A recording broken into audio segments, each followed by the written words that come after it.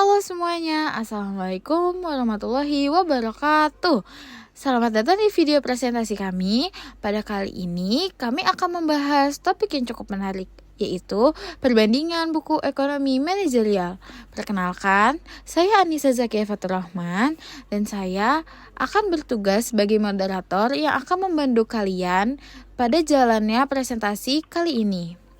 Sebelum kita mulai, izinkan saya memperkenalkan rekan-rekan saya yang akan menjadi pemateri, yaitu Firotunisa dan Saskia Nufaisa, yang akan membantu menjelaskan materi dalam video kali ini.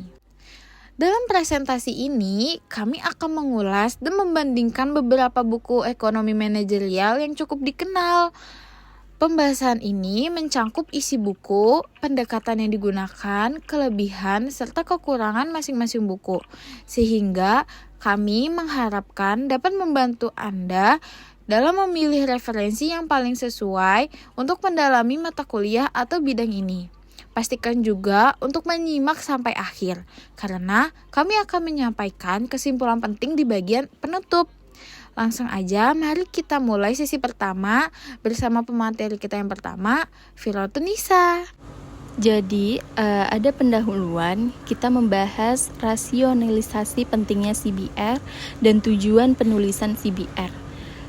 Yang pertama, rasionalisasi pentingnya CBR, yaitu tugas mahasiswa untuk mengkritik dan mengulas buku dengan subbab materi yang sama. Yang kedua, membutuhkan ulasan berbasis argumentasi dan bukti. Yang ketiga, ilmu pengetahuan terus berkembang, termasuk strategi pembelajaran dan ekonomi manajerial. Yang kedua itu tujuan penulisan CBR. Yang pertama, membandingkan bab materi dari dua buku. Yang kedua, melatih berpikir kritis dalam mencari informasi dan mengetahui keunggulan dan kelemahan buku. Pada slide selanjutnya, kita membahas buku yang kita review, yaitu pada buku yang pertama, Ekonomi Manajerial, pengarangnya Dr. Muhammad Nizar, MEI et al., penerbit Yayasan Rahmazar Kurnia Jaya, tahun terbit 2025.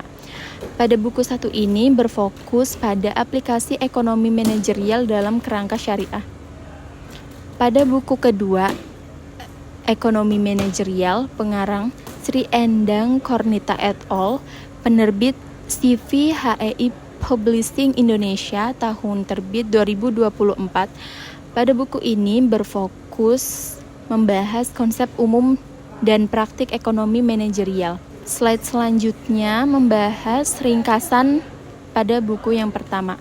Pada bab 1, Ekonomi Manajerial dalam perspektif syariah, yaitu membahas mengintegrasikan prinsip ekonomi dengan nilai etika Islam, yaitu dengan keadilan, kesejahteraan sosial dalam pengambilan keputusan manajerial. Pada bab kedua, membahas implementasi ekonomi syariah dalam praktik manajemen, yaitu menjelaskan penerapan prinsip syariah sebagai kerangka etis operasional dengan etika kepemimpinan dan prinsip musyawarah.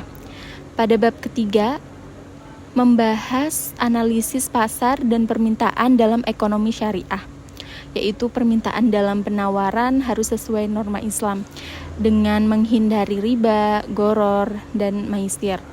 Produsen dan konsumen juga berperan dalam ekosistem ekonomi adil. Pada slide selanjutnya, masih dalam ringkasan buku 1, bab 4 ini membahas teori biaya dan produksi dalam ekonomi syariah, yaitu menjelaskan menganalisis biaya fokus pada efisiensi finansial dan kepatuhan etika Islam dengan tujuan optimalisasi sumber daya dan penghindaran pemborosan. Pada bab kelima, strategi penerapan harga dalam perspektif syariah, yaitu harga harus adil, etis, dan transparan, melarang riba, gharar, dan penipuan. Pada bab ke-6, yaitu pengambilan keputusan manajerial berbasis syariah, pada bab ini membahas proses pengambilan keputusan yang sistematis, yaitu dengan mengidentifikasi masalah, alternatif, dan evaluasi sesuai dengan prinsip syariah. Slide selanjutnya masih dalam ringkasan buku 1, Pada bab 7 membahas perencanaan strategis dan daya saing dalam bisnis syariah, yaitu perencanaan strategis mengintegrasikan kepatuhan syariah, tidak hanya fokus finansial dengan analisis SWOT berbasis etika. Pada bab ke-8, implementasi strategi dan pengukuran kinerja organisasi syariah, yaitu membahas kinerja dinilai dari aspek finansial dan kesesuaian prinsip syariah, yaitu dengan tanggung jawab dan etika bisnis. Pada bab 9, membahas pengelolaan sumber daya manusia dalam ekonomi manajerial syariah, yaitu SDM sebagai aset berharga yang dikelola berbasis keadilan, transparansi, dan pemberdayaan karyawan sesuai dengan prinsip syariah. Ringkasan buku 1, bab 10, membahas tentang tantangan UKM syariah dan proyeksi masa depan, mengkaji tantangan multidimensional, eksternal dan internal, UKM syariah dan pentingnya inovasi berkelanjutan serta transformasi digital.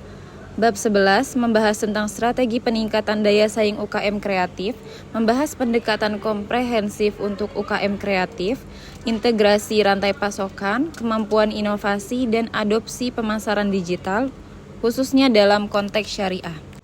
Selanjutnya ringkasan buku kedua, bab 1 membahas tentang konsep ekonomi manajerial, disiplin ilmu esensial yang mengaplikasikan prinsip ekonomi untuk keputusan manajerial guna memaksimalkan nilai dan keberlanjutan organisasi. Ringkasan buku kedua bab 2, teknik optimasi dan peralatan manajemen baru, optimasi krusial untuk alokasi sumber daya yang efisien, didukung oleh peralatan manajemen baru termasuk transformasi digital untuk meningkatkan efisien operasional. Selanjutnya ringkasan buku kedua, bab 3 membahas tentang teori permintaan dan estimasi, menjelaskan mekanisme keputusan konsumen dan dinamika harga kuantitas, serta faktor-faktor penentu permintaan dan metode estimasinya untuk peramalan. Bab 4 membahas tentang teori penawaran, menegaskan pentingnya penawaran produsen untuk memenuhi permintaan konsumen, menjelaskan penawaran individu dan pasar, serta hukum penawaran hubungan positif harga kuantitas. Ringkasan buku 2 bab 5 membahas tentang konsep elastisitas dalam ekonomi manajerial, mengukur respon kuantitatif perubahan permintaan akibat variasi harga, elastisitas harga dan pendapatan untuk strategi harga dan produksi. Bab 6 membahas perilaku konsumen dan estimasi, eksplorasi mendalam kerangka konseptual perilaku konsumen dan metodologi estimasinya, dengan implikasi signifikan dalam ekonomi manajerial. Bab 7 membahas tentang teori dan estimasi biaya, mengupas teori dan estimasi biaya sebagai komponen fundamental ekonomi manajerial, termasuk jenis-jenis biaya, peluang eksplisit, implisit, jangka pendek, dan jangka panjang. Ringkasan buku kedua bab 8 membahas mengenai struktur pasar, sebuah konsep fundamental dalam ekonomi manajerial yang menguraikan karakteristik organisasi industri yang mempengaruhi perilaku perusahaan dan hasil pasar. Bab ini menyelidiki bagaimana struktur pasar yang berbeda-beda memberikan konsekuensi terhadap pengambilan keputusan perusahaan serta dinamika persaingan di antara para pelaku pasar.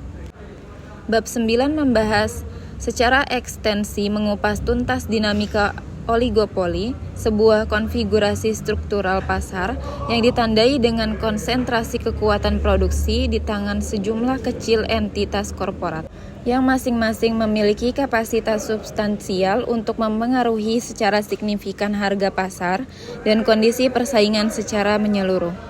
Selanjutnya, ada ringkasan buku kedua bab 10.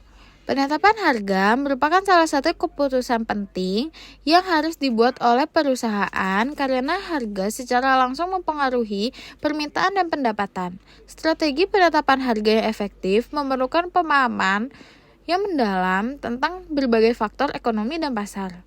Bab 11 secara komprehensif membahas keputusan investasi yang memiliki keterlibatan erat dengan implementasi perencanaan proyek di dalam perusahaan.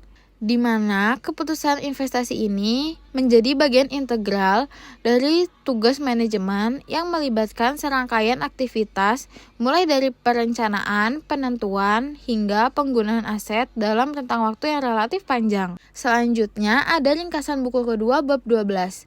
Pada bab ini secara komprehensif mengeksplorasi dan mengkolaborasi tentang proses konseptualisasi produk dalam kerangka kerja dinamika bisnis kontemporer dengan penekanan yang signifikan pada kenyataan bahwa perancangan produk yang efektif dan efisien tidak hanya terbatas pada kepentingan aspek-aspek estetika yang superficial, melainkan juga harus mencakup dimensi fungsionalitas dan esensial. Aspek ergonomi yang berkaitan dengan interaksi manusia dan produk, serta prinsip keberlanjutan produk yang semakin relevan dalam konteks global. Selanjutnya ada perbandingan kedua buku. Aspek fokus utama di pada buku pertama, dia fokus ke dalam ekonomi manajerial dalam kerangka syariah. Sedangkan buku kedua, dia lebih ke konsep umum dan praktek ekonomi manajerial. Aspek pendekatannya pada buku pertama, integrasi nilai etika dan moral Islam. Sedangkan buku kedua, praktik manajerial modern dan alat analitis. Aspek cangkupan topik, buku pertama lebih ke mencangkup aspek syariah pada setiap bab. Sedangkan buku kedua mencangkup aspek umum, optimisasi, permintaan, penawaran, dan biaya. Aspek target pembaca pada buku pertama, mahasiswa atau praktisi tertarik ekonomi Islam, sedangkan buku kedua, mahasiswa atau praktisi ekonomi dan manajemen umum. Selanjutnya ada kesimpulan. Pilihan buku tergantung pada kebutuhan dan tujuan pembelajaran pembaca. Buku pertama sangat cocok untuk memahami ekonomi manajerial dari perspektif syariah dan aplikasinya. Sedangkan buku kedua lebih fokus pada praktik manajerial modern, alat analitis, dan teknik optimisasi untuk efisiensi bisnis secara umum. Rekomendasi dari kami disarankan membaca kedua buku untuk mendapatkan pemahaman yang komprehensif dari kedua perspektif, memberikan wawasan holistik yang tak ternilai. Di slide selanjutnya ada rekomendasi atau saran. Yang pertama, jika tertarik ekonomi syariah, maka pilihlah buku pertama untuk memahami nilai-nilai Islam dalam keputusan bisnis. Yang kedua, jika fokus praktik modern, maka pilihlah buku kedua untuk menguasai alat analitis dan teknik optimisasi bisnis umum. Yang ketiga, untuk pemahaman komprehensif, pertimbangkan pembaca kedua buku untuk wawasan menyeluruh dan fleksibilitas berpikir dalam menghadapi tantangan bisnis. Demikian presentasi yang dapat kami sampaikan. Terima kasih telah menyaksikan video ini hingga akhir. Kami berharap materi yang disampaikan dapat memberikan pemahaman dan wawasan baru terkait referensi buku dalam bidang ekonomi manajerial.